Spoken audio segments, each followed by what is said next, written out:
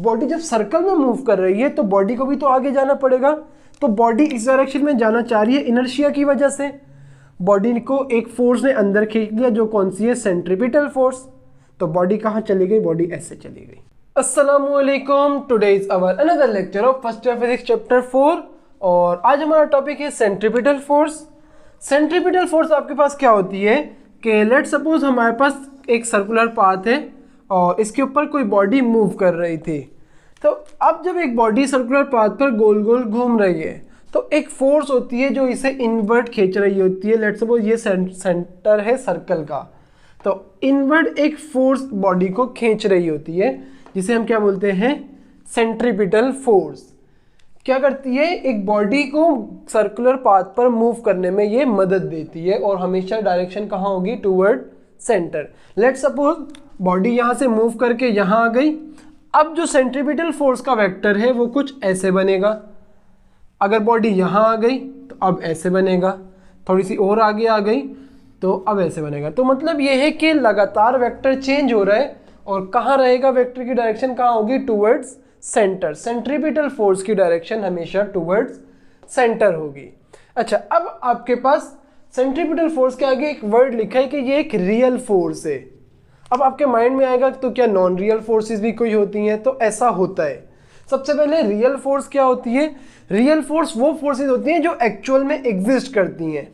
जैसे कि centripetal force जो है वो इटसेल्फ कुछ नहीं है, कुछ फोर्सेस आती हैं जिनका हम सम करके बोलते हैं कि ये हमारे पास सेंट्रीपिटल फोर्स है।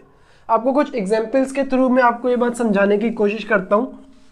जैसे कि आपने एटम का स्ट्रक्चर देखा है किस तरह से होता है, बीच में हमारे पास न्यूक्लियस है, साइड्स में शेल्स में इलेक्ट्रॉन्स रिवॉल्व कर रहे हैं। तो आपके पास क्या होता है कि लेट सपोज ये एक इलेक्ट्रॉन है जो ऐसे रिवॉल्व कर रहा है। इस इलेक्ट्रॉन पर एक अट्रैक्टिव फोर्स न्यूक्लियस लगा रहा होता है, तभी तो इलेक्ट्रॉन एटम से अलग नहीं हो रहा, वरना तो ये एटम कहीं भी चला जाता। लेकिन इलेक्ट्रॉन क्या कर रहा है, रिवॉल्व कर रहा है। इसका मतलब इसको कोई फोर्स है जिसने पकड़ के रखा हुआ है अंदर। वो कौन सी फोर्स है, उसे हम इलेक्ट्रोस्टैटिक फोर्स बोलते हैं। इलेक्ट्रोस्टैटिक फोर्स होती है जिस क्या कर रही है, इलेक्ट्रॉन को इनवर्ट खींच रही है, क्योंकि इलेक्ट्रॉन पे नेगेटिव चार्ज है, प्रोटॉन पे न्यूक्लियस पे पॉजिटिव चार्ज होता है। अपोजिट चार्जेस क्या करते हैं, अट्रैक्ट करते हैं। अब क्या हुआ, यहाँ पे इलेक्ट्रॉन को किस फोर्स ने पकड़ा हुआ है, इलेक्ट्रोस्टैटिक फोर्स ने। ये जो इलेक्ट्रोस्टैटिक फोर्स है हम कहेंगे कि यही यहाँ पे सेंट्रीपिटल फोर्स है।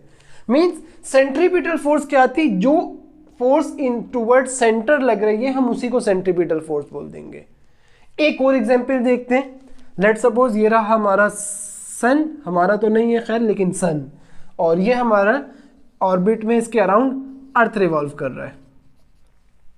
अब क्या हो रहा है, अगेन अर्थ तो मूव कर रहा है, लेकिन अर्थ इसके अराउंड मूव क्यों कर रहा है सर्कुलर पाथ पर, क्योंकि अगेन इसको एक फोर्स ने इनवर्ट पकड़ के रखा हुआ है। और वो कौन सी फोर्स है, हमें ये बात न्यूटन ने बताई थी कि वो कौन सी फोर्स होती है, ग्रेविटेशनल फोर्स होती है हमारे पास। अब हम क्या बोलेंगे कि ये जो ग्रेविटेशनल फोर्स है यहाँ पे यही सेंट्रीपिटल फोर्स है। अगेन मैं आपको एक बात बता रहा हूँ, सेंट्रीपिटल फोर्स इटसेल्फ नहीं है। जो फोर्स टूवर्ड सेंटर लग रही होगी, नेट फोर्स जो होगी टूवर्ड सेंटर, यानी कि अगर लेट सपोज और भी कोई फोर्सेस लग रही होती, उन सबका जो सम करके रिजल्टेंट लेके जो नेट फोर्स टूवर्ड सेंटर आएगी उसे हम सेंट्रीपिटल फोर्स बोलते हैं। इसी तरह लेट सपोज के एक सर्कुलर पाथ है हमारे पास, कोई डॉटेड में बना रहे हैं, ये रोड है जिसके ऊपर एक बॉडी मूव कर रही है सर्कल में। अगेन क्या हो रहा है, अब तो कोई इलेक्ट्रोस्टैटिक फोर्स भी नहीं है, कोई ग्रेविटेशनल फोर्स भी नहीं है। अब कौन सी फोर्स आ रही है, ये बॉडी क्या चाहेगी कि सर्कल से बाहर चली जाए, लेकिन अगेन इसको एक फोर्स ने अंदर की तरफ खींचा हुआ है, पकड़ा हुआ है, और वो इस बार फ्रिक्शनल फोर्स है। तभी क्या होता है, अगर आप सर्कुलर पाथ पे बहुत तेज गाड़ी चला दें तो आप क्या होगा, गाड़ी स्लिप होगी और आप लेट्स सपोज ऐसे जा रहे थे, आपने स्पीड तेज की, आप ऐसे सर्कल से बाहर जाओगे। क्यों, क्योंकि फ्रिक्शनल फोर्स जो है वो कम पड़ गई, वो इस काबिल नहीं रही कि आपको सर्कल में घुमा सके। इसकी कि ये ऐसे क्यों जाएगी इसे हमने समझना है, और उसके लिए मैं आपको एक एग्जांपल ये देता हूँ कि टेंशन फोर्स। लेट सपोज आपके पास एक स्ट्रिंग थी, एक रोप थी या रस्सी थी, आपने उसके दूसरे एंड पे कोई पत्थर बांधा और उसे ऐसे ऐसे घुमाना शुरू हो गए, कुछ इस तरह से, ये वो स्ट्रिंग और यहाँ पे आपने एक पत्थर बांध दिया। आपने जब इसको घुमाया तो कुछ ये इस तरह से एक सर्कल में मूव करना शुरू हो जाएगा, ऐसे ऐसे मूव कर रहे हैं। अब इस स्टोन पे जो इनवर्ट फोर्स लग रही है वो कौन सी लग रही है? सबसे पहले तो ये देखें, अगेन एक फोर्स लग रही है जो कौन सी है? Tension in a string. ये हमने चैप्टर 3 में देखा था कि एक फोर्स होती है, जो भी कभी फोर्स रोप के थ्रू लगती है उसे हम टेंशन बोलते हैं। तो क्या हो रहा है, अब ये जो टेंशन फोर्स है ये सेंट्रीपिटल फोर्स बन गई है। अगेन सेंट्रीपिटल फोर्स कुछ नहीं है, जो फोर्स टुवर्ड सेंटर लग रही होगी उसे हम सेंट्रीपिटल फोर्स बोल देंगे, कि यहाँ टेंशन जो है वो सेंट्रीपिटल फोर्स है। अब क्या होता है कि लेट सपोज यही आपका एक स्टोन था जो एक सर्कल में मूव कर रहा है, कुछ इसी तरह से जैसे हमने अभी थोड़ी देर पहले बनाया। क्या हुआ कि ये ऐसे ऐसे मूव कर रहा था, इस पॉइंट पे आया और आपकी जो रोप थी वो टूट गई किसी वजह से। लेट सपोज आपने धागे के ऊपर बड़ा सा पत्थर बांध के घुमा रहे तो धागा ही टूट गया। अब इस स्टोन को कहाँ जाना चाहिए? हमारे माइंड में 2-3 रास्ते आ सकते हैं। हो सकता है माइंड में आए कि ये ऐसे चला जाएगा, हो सकता है माइंड में आए कि ये ऐसे चला जाएगा, और हो सकता है माइंड में ऐसे चला जाएगा। ऐसे तो कभी नहीं जाने वाला। अच्छा, ये कुछ ऐसे मूव कर रहा था, तो 3 वेज है हमारे पास, ऐसे जा सकता है, ऐसे या ऐसे। तो हमेशा आपने याद रखना है कि ये वाली डायरेक्शन सही होगी, ये दोनों गलत हैं। अच्छा, अब हम इसे बोलते हैं कि जब भी कोई बॉडी सर्कुलर पाथ पर मूव कर रही है, जैसे यहाँ पे ये स्टोन मूव कर रहा है, अगर रोप ब्रेक कर गई तो जो स्टोन है या जो भी बॉडी होगी वो टेंजेंट टू द सर्कल जाएगी। टेंजेंट टू द सर्कल का मतलब ये होता है कि लेट सपोज ये सर्कल है, इसके ऊपर अगर हम एक ऐसी लाइन बनाना चाहें जो इस सर्कल को एक ही बार टच करे, वो कैसे होगी? अगर मैं कहता हूं ये वो लाइन है तो ये गलत है, ये वो लाइन नहीं है। अगर मैं इसको मजीद एक्सटेंड करूं तो ये सर्कल को दोबारा टच कर देगी, ये एक टेंजेंट नहीं है। अगर मैं लाइन कुछ ऐसे बनाता हूं, ये एक टेंजेंट है, आप इसको यहां से जितना मर्जी एक्सटेंड करें, वहां से जितना मर्जी एक्सटेंड करें, दोबारा सर्कल को नहीं आके टच करेगी। मैं एक और टेंजेंट बनाना चाहूं, ऐसे बन जाएगा। मैं कहता हूं कि इस पॉइंट पे टेंजेंट बनाओ, तो इस पॉइंट पे बना देते हैं, ये लो बन गया टेंजेंट। तो हमेशा बॉडी कहाँ जाएगी? Tangent to circle. अगर आप देखें ये वाली जो लाइन है ये भी तो कुछ ऐसे ही बनी हुई है, टेंजेंट टू सर्कल। टेंजेंट ऐसे था, बॉडी यूं मूव कर रही है तो कैसे जाएगी? इस डायरेक्शन में चली जाएगी, टेंजेंट टू सर्कल जाएगी। अगर बॉडी क्या होता है कि रोप टूट गई, अच्छा रोप टूट गई तो ये ऐसे क्यों गई? क्योंकि पहले क्या था, यहाँ पे एक टेंशन की फोर्स लग रही थी, जब रोप ही टूट गई तो ये फोर्स भी चली गई, सेंट्रीपिटल फोर्स ही नहीं है, कोई फोर्स अंदर नहीं खींच रही, तो बॉडी कैसे जाएगी? स्ट्रेट लाइन में जाएगी। ये आपने वैसे पढ़ा हुआ है अच्छे से, Newton's first law. Newton first law कहता है एवरीबॉडी रिमेन्स इन रेस्ट और move with uniform velocity in a straight line, कि बॉडी जो है वो यूनिफॉर्म वेलोसिटी से मूव करेगी और स्ट्रेट लाइन में मूव करेगी। तो आप देखें एक स्ट्रेट लाइन पाथ बन रहा है ना, हमेशा एक बॉडी चाहती है कि वो स्ट्रेट लाइन में मूव करे, वो सर्कुलर मोशन नहीं चाहती। तो जब भी किसी बॉडी पर कोई फोर्स ना लग रही हो या फोर्सेस बैलेंस हो जाए, तो जब भी वो मूव करेगी तो वो एक स्ट्रेट लाइन में मूव करेगी। जैसे यहाँ पे सेंट्रीपिटल फोर्स थी, अब नहीं है क्योंकि रोप टूट गई है, तो अब वो स्ट्रेट लाइन में मूव करेगी। अच्छा, अब आपके पास बहुत आसान सा है, अभी हमने न्यूटन फर्स्ट लॉ की बात की, न्यूटन सेकंड लॉ पे अगर हम आए, न्यूटन सेकंड लॉ क्या बोलता है? Force is directly proportional to acceleration, कि जब भी किसी बॉडी पर फोर्स लगेगी तो वहां एक्सेलरेशन भी प्रोड्यूस होगी। और न्यूटन सेकंड लॉ को जरा रिपीट करें अपने माइंड में, कि जो एक्सेलरेशन होगी वो फोर्स की डायरेक्शन में लग रही होगी, जिस डायरेक्शन में फोर्स उसी डायरेक्शन में एक्सेलरेशन। जैसे लेट सपोज आप यहां खड़े हुए, मैंने आपको धक्का दे दिया, मैंने फोर्स कहां लगाई? आगे, आप किधर मूव हुए? फ्रंट की साइड पे, क्योंकि एक्सेलरेशन भी उसी डायरेक्शन में आएगी। तो अगर अभी आप देखें कि हमने क्या किया, ये रहा सर्कल और यहाँ पे हमने सेंट्रीपिटल फोर्स की डायरेक्शन कैसे देखी? ऐसे। तो सेंट्रीपिटल एक्सेलरेशन की डायरेक्शन भी यही होगी, क्योंकि फोर्स और एक्सेलरेशन की डायरेक्शन हमेशा सेम रहती है। तो हमने क्या कहा? F directly proportional to A, और न्यूटन ने इसको अच्छे से किया था कि F इक्वल्स टू ma। सही है।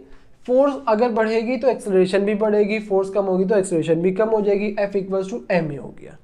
अब अगर मैं आपसे कहता हूं कि जो फोर्स है वो सेंट्रीपिटल फोर्स है, तो हमें एक्सेलरेशन को सेंट्रीपिटल एक्सेलरेशन करना पड़ेगा।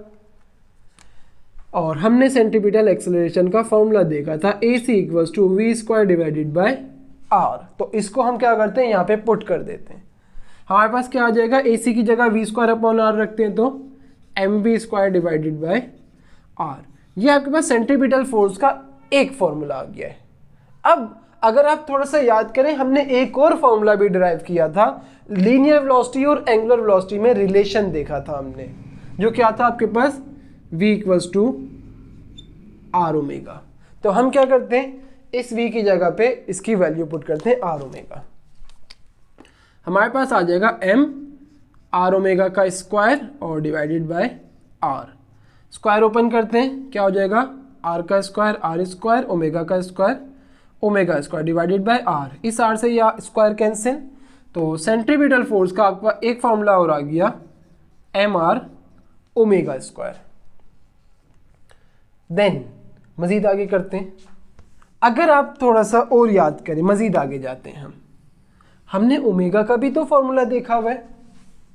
हमने देखा था कि ओमेगा बराबर होता है 2 पाई डिवाइडेड बाई टी। किस तरह से, लेट्स सपोज ये एक सर्कुलर पाथ है आपके पास, एक बॉडी यहां से चलना शुरू हुई, उसकी कुछ ना कुछ एंगुलर वेलोसिटी होगी। उसने क्या किया, जब सर्कल को कंप्लीट कर लिया तो कितना उसने जो थीटा है वो कवर किया, 2 पाई रेडियन। जब उसने 2 पाई रेडियन थीटा को कवर किया तो सर्कल भी तो कंप्लीट हो गया, मींस टी जो है वो टाइम पीरियड बन जाएगा, जो कि ये टाइम पीरियड आ गया आपके पास। कि एंगुलर वेलोसिटी क्या होती है, रेडियन पर सेकेंड।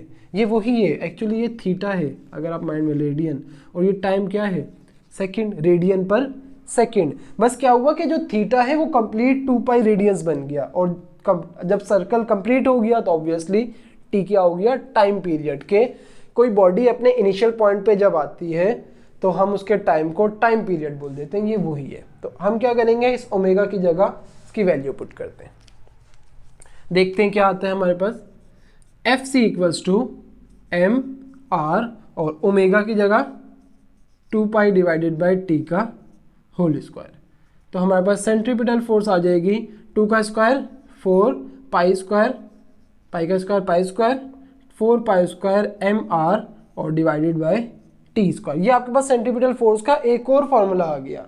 अब एक लास्ट फॉर्मूला आता है, अगर मैं इसको कुछ ऐसे लिखना चाहूँ, F C equals to 4 pi square M R और 1 अपॉन टी स्क्वायर को मैंने अलग करके लिख दिया 1 अपॉन टी स्क्वायर।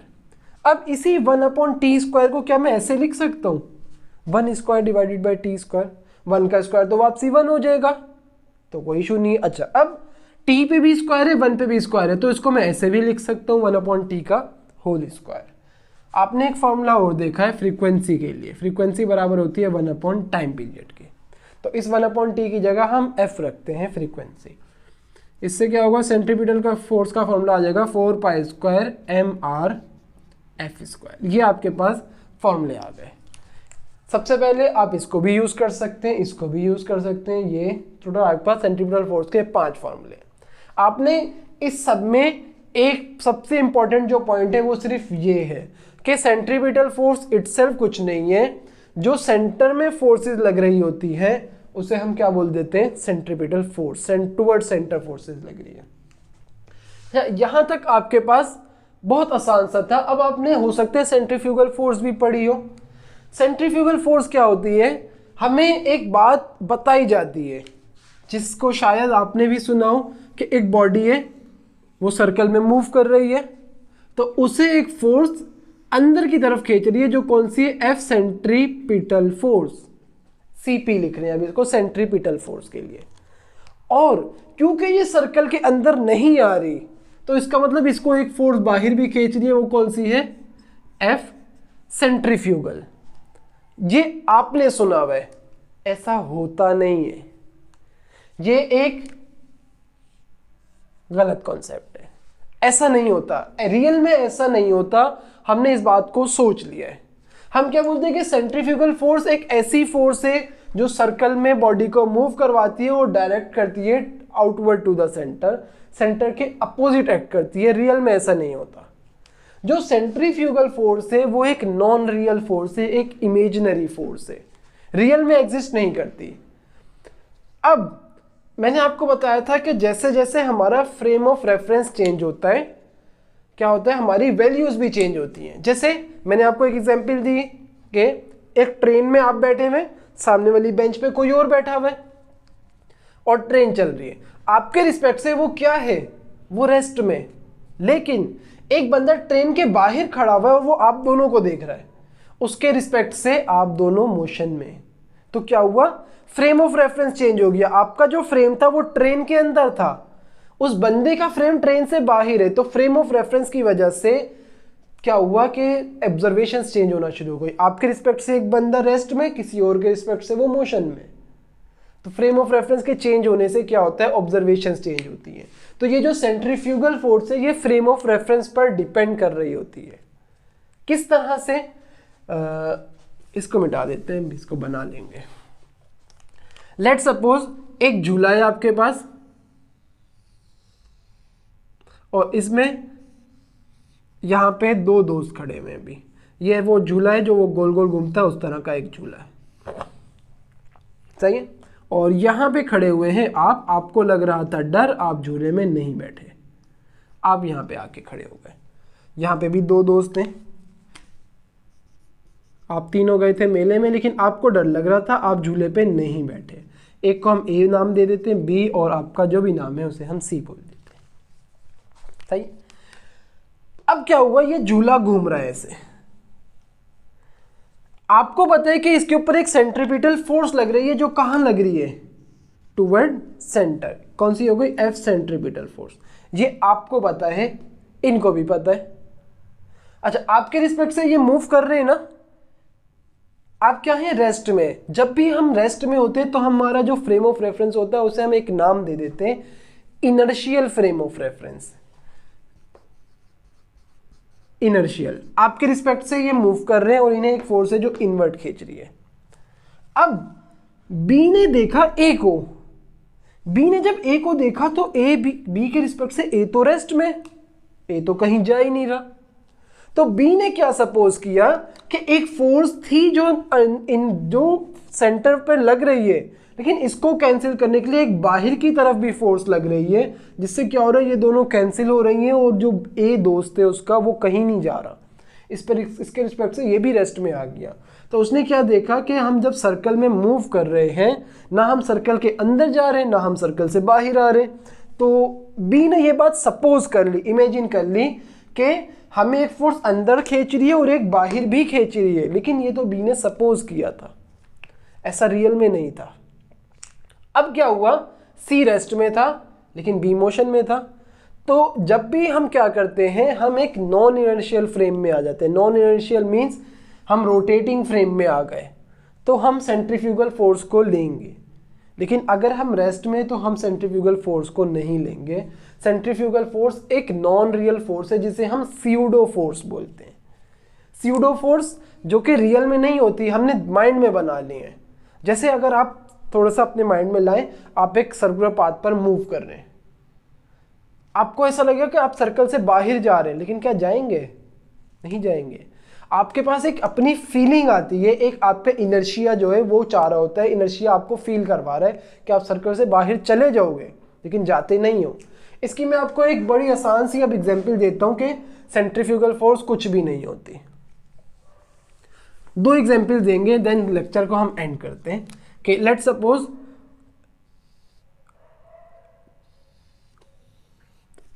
सपोज आप आइंदा में बहुत अमीर हो गए, आपके पास बड़ी सी गाड़ी है और आप उसकी फ्रंट सीट पर बैठकर उसे ड्राइव कर रहे हैं, सही, यहाँ पे आप बैठे हुए। अब क्या हुआ, ये यहाँ पे नहीं करते, लेट्स वो इस तरफ कर देते हैं। अब क्या हुआ, आप स्ट्रेट लाइन में बहुत तेज गाड़ी चलाते हुए जा रहे थे, अचानक से क्या हुआ कि गाड़ी को टर्न करना पड़ा। जैसे ही आप गाड़ी को टर्न कर रहे होंगे, आपको ऐसा लगेगा कि आप सर्कल से बाहर जा रहे हैं। वो सेंट्रीफ्यूगल फोर्स आपको नहीं खींच रही। क्यों? आप अभी अभी हमने देखा कि न्यूटन का फर्स्ट लॉ क्या बोलता है, हर बॉडी चाहती है कि वो स्ट्रेट लाइन में मूव करे। तो जैसे ही आप यहाँ पे आए, आपकी बॉडी अब भी चाह रही है कि वो स्ट्रेट लाइन में मूव करे, वो सर्कल से बाहर नहीं जाना चाह रही। तो वो बॉडी चाह रही है स्ट्रेट लाइन में मूव करे, लेकिन गाड़ी उसे कर्व में मूव करवा रही है, तो वो क्या होता है, कहीं ना कहीं बीच में आ जाती है, हमें ऐसा लगता है हम सर्कल से बाहर जा रहे हैं। ऐसा नहीं होता। अब इसकी एक आखिरी एग्जाम्पल देखते हैं जिससे आपको ये बात समझ आएगी कि ये सब जो सर बोल रहे हैं ये तो एक नई बातें कर रहे हैं। सर कह रहे हैं कि सेंट्रीफ्यूगल फोर्स कुछ होती नहीं है, हम पढ़ के आए 2 साल से कि सेंट्रीफ्यूगल फोर्स एक फोर्स है जो बाहर की तरफ लग रही है, नहीं लग रही होती। सेंट्रीफ्यूगल फोर्स का मैग्नीट्यूड हमेशा 0 होता है। एक स्यूडो फोर्स है, स्यूडो फोर्स वो फोर्सेस होती हैं जो एग्जिस्ट ही नहीं करती। आपको हेड टू टेल रूल, एक रूल हमने पढ़ा था वेक्टर्स के लिए, हेड टू टेल रूल, जो क्या था कि लेट सपोज हमारे पास एक बॉक्स है और मैं कहता हूं इसके ऊपर एक फोर्स ऐसे लगती है F1, दूसरी फोर्स ऐसे लगती है F2। तो ये बॉक्स कहाँ जाएगा? आप बड़ी आसानी से बता देंगे कि ये बॉक्स ऐसे जाएगा।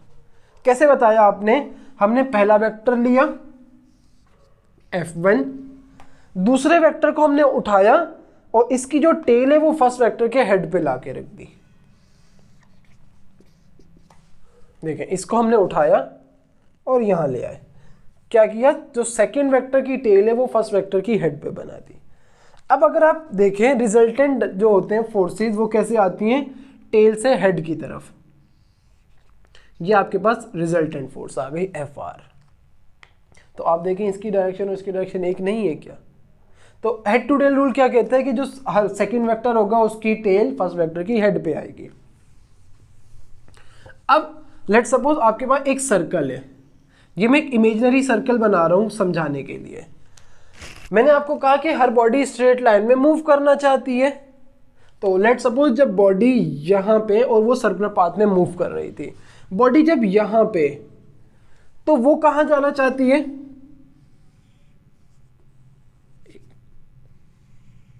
ऐसे स्ट्रेट लाइन में मूव करना चाहती है।